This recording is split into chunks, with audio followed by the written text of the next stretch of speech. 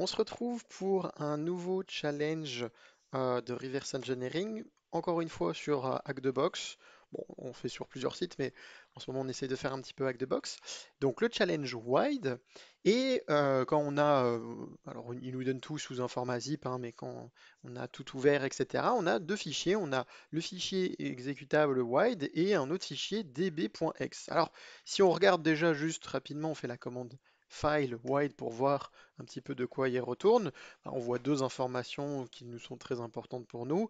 Déjà, on voit concrètement, c'est un ELF 64 bits, donc ça veut dire que c'est exécutable là, maintenant, tout de suite sur notre système d'opération Linux, quoi. Notre script, ça va être bien pour les symboles, pour quand on va l'ouvrir avec Ghidra. Petit spoil, on va l'ouvrir avec Ghidra. Et si on fait file, parce que db.ex, comme ça, moi je savais même pas honnêtement ce que c'était, et je vois MATLAB V4 Matfile. Donc MATLAB, ok, j'ai jamais trop touché, mais normalement c'est utilisé pour faire, enfin, pour faire plein de choses, hein, mais moi j'ai jamais touché à du MATLAB de loin ou de près. Je connais de nom, mais je vois ce que ça, à quoi ça sert, parce que je sais qu'il y a, ayant travaillé en finance, je sais qu'il y en a qui utilisaient MATLAB, mais c'était ceux qui partaient plus dans des choses mathématiques, etc. Et bah, en fait, on peut le lire, ce fichier db.ux avec 4, hein, et on voit, bah, il y a écrit Primus, Bref, etc. Il y a écrit pas mal de choses. Il y a aussi écrit Secret Power Hidden, enfin Hidden. Et là, une séquence de lettres, de chiffres pas descriptibles. Bon, ça ne nous aide pas des masses. Si on essaye de lancer l'exécutable, on nous dit non, attention, il faut le lancer avec db.ex. Ok, donc on va faire ça, db.ex. Et on nous dit welcome user, là il y a un nom. Bienvenue dans la dimension infinie, je sais pas quoi. Et on nous dit euh, en gros displaying dimension. On a des noms, des codes, il y a une colonne encrypted avec juste le dernier où il y a une petite étoile qui est activée, le reste c'est vide. Et puis voilà, bah, on peut essayer hein, de faire par exemple ça, de taper Primus, parce qu'il nous dit which dimension would you like to examine? Primus, ok. Vous pouvez essayer chez Gaz, etc. Ça va toujours vous donner le même résultat qui est our home dimension. Donc du coup, moi j'étais parti dans l'idée de peut-être que, en fait, on va utiliser ltrace pour appeler pour voir les appels aux librairies qui sont faits. Donc db.ex, hop. Là, je rentre n'importe quoi, imaginons test, hop. J'essaye de voir un petit peu ce qu'il fait. Donc test n, il essaie de faire quelque chose là, mais il n'y a pas vraiment de. Alors str toll, c'est string vers du long. Ok. Et puis il nous dit puts our home dimension, etc. Bon, ça m'a pas trop aidé. Et puis après, bah, ça tourne en boucle, hein, concrètement. Donc ça m'a pas des masses aidé.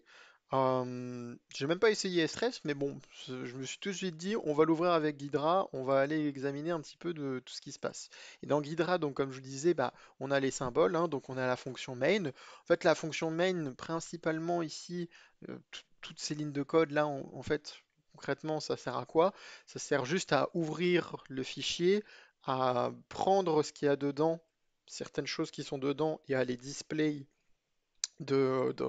là dans notre console, en gros, hein, pour avoir ça. Parce que je me suis même amusé à un moment donné, hein, en cherchant un peu les solutions, à essayer d'ouvrir avec quelque chose autre que db.ex. Il prend bien un autre paramètre, donc potentiellement on peut l'ouvrir avec un autre fichier. J'avais essayé avec un test.txt, où j'avais mis du contenu dedans. Alors il me l'avait pas sorti parce qu'à mon avis il n'était pas sous le bon format, mais dans l'idée ça fonctionnait quoi. En tout cas le programme se lançait bien. Ça résout pas le problème, ça résout pas le challenge, mais en tout cas ça marche. Juste, je ne sais pas pourquoi c'est pas en grand. Hop, voilà, pardon. Euh, et donc, du coup, j'essaye de regarder tout ça, et on voit effectivement qu'il y a une fonction menu hein, qui est appelée en dernier. C'est la fameuse fonction avec la question qu'on avait. Et si on regarde la fonction menu, elle paraît compliquée. Mais en général, quand ça paraît très compliqué parce qu'il y a beaucoup de données, Quand il y a beaucoup de choses comme ça, beaucoup de variables, beaucoup de choses comme ça, en général, c'est que c'est simple. C'est quand il n'y en a pas beaucoup, et que là, du coup, il y a beaucoup d'opérations, que là, c'est plus compliqué. Et là, on est sur un challenge en very easy, il me semble, hein, sur Hack the Box. Donc, du coup, je me suis dit, ça doit pas être si compliqué que ça doit être un truc tout bête. Et effectivement, on voit que globalement, bah, on retrouve notre question, Which dimension would you like to examine? Et puis bah, le fget, donc ça c'est ce qui nous permet de l'entrée utilisateur. Et on voit que techniquement on peut avoir une option qui est invalide, mais que là il faut aussi noter une chose, hein, ça c'est une boucle qui se répète tout le temps, parce que en fait on est dans un while true. Donc tant que c'est vrai, bah ça continue. Et moi, ce que j'avais pas très bien compris au début, c'est que ici, vous voyez, il y a les local variables 180, 178, 170. Je les ai pas renommés, hein, je me suis pas amusé. Et puis on voit 1, 2, 3, 4, 5. Et concrètement, bah là, il se passe plein de choses. Et on nous dit que si là, il y a quelque chose qui se passe, il y a une vérification, et ben ça casse notre boucle while true avec le break. Et il se passe quelque chose d'autre. Et quand on descend un petit peu, on voit quoi? On voit une chaîne de caractères qui dit That entry is encrypted. Please enter your wide decryption key. Et en fait, la decryption key, elle est juste là. Super secret wide, pardon. Je vais y arriver. Je vais le copier parce qu'on va en avoir besoin. Et donc du coup, bah moi déjà, premièrement, comme je me suis dit, ça doit être pas si compliqué que ça, on peut essayer, hein, pour s'amuser. WideDB.x, hop. Je me suis dit, bah peut-être qu'il faut rentrer ça, qu'il y a un genre de string compare quelque part, un peu mieux caché, que je vois pas, et du coup je m'en rends pas compte. Et en fait, pas du tout, c'est pas ça. Mais par contre, en fait, ce qui m'a beaucoup attiré, enfin qui a attiré beaucoup mon attention, pardon, c'est cette histoire de 1, 2, 3, 4, 5, de PU var 3. Et quand j'ai essayé de le chercher un petit peu, d'où il venait, etc., bah, je me rendais compte que, en fait, peut-être qu'il attend pas. Moi, je sais pas, j'étais parti du principe par défaut que euh, potentiellement, en fait, il nous demande ici, en fait, du texte en tapant Primus, Gaz, etc. Mais en fait, j'ai pas essayé de rentrer des chiffres. Et c'est souvent les choses bêtes qu'on n'essaye pas qui fonctionnent. Donc quand je tape 0, bah, il me dit Our Home Dimension. Quand je tape 1, il nous dit The Ice Dimension. Donc ça y est, on a un nouveau résultat qu'on n'avait pas jusqu'à présent. Et puis bah du coup, je me suis dit, bah on a 0, 1, 2, 3, 4, 5. Donc 0, on connaît, c'est toujours Our Home Dimension. 2, bah, c'est The Berserk. 3, c'est quelque chose d'autre. 4, c'est quelque chose d'autre. 5, c'est encore quelque chose d'autre. Et je me suis dit, mais si c'est pas dans les 5 là, qu'est-ce qui se passe? Et donc j'ai mis 6 par exemple. Et là, on nous dit That entry is encrypted. En fait, on vient de casser la boucle dans laquelle on était, qui nous disait toujours true.